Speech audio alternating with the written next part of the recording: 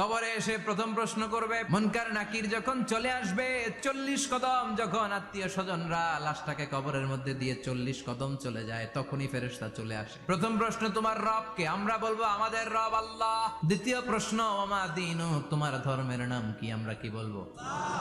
তৃতীয় প্রশ্ন, বিশ্বনবীর চেহারা দেখিয়ে বলা হবে, আতারিফু হাদার রাজুল, এই লোকটারে চিনো নাকি? আমরা বলবো চিনি, আমাদের প্রাণের নবী। তিনটা প্রশ্নের যথাযথ উত্তর যখন দিয়ে দিলেন, ফেরেশতারা বলবে, কেমনে জানলা? তিনটা প্রশ্নের উত্তর তুমি কেমনে বললা? আপনাকে তখন বলতে হবে, আমি কোরআন থেকে শিখেছি, আমি হাদিস থেকে শিখেছি, আমি ইসলাম জেনে বুঝে মেনেছি, আমি আন্দাজে কোথাও ঘুরি নাই। সব প্রশ্নের উত্তর তুমি পেরেছো। আপনার কবরটারে 70 হাত লম্বা করে দেয়া হবে। আপনার কবর থেকে জান্নাতের দিকে দরজা খুলে দেয়া হবে। জান্নাতের 2টা রেশমি কাপড়ের পোশাক এনে আপনারে পরিয়ে দেয়া হবে, আর বলা হবে ঘুমাও। তোমাকে লম্বা সময় পাড়ি দিতে হবে, ঘুমাও। যেমনি বর বাসর রাতে আরামসে ঘুম দেয়, কেউ তোমার ঘুম ভাঙবে না।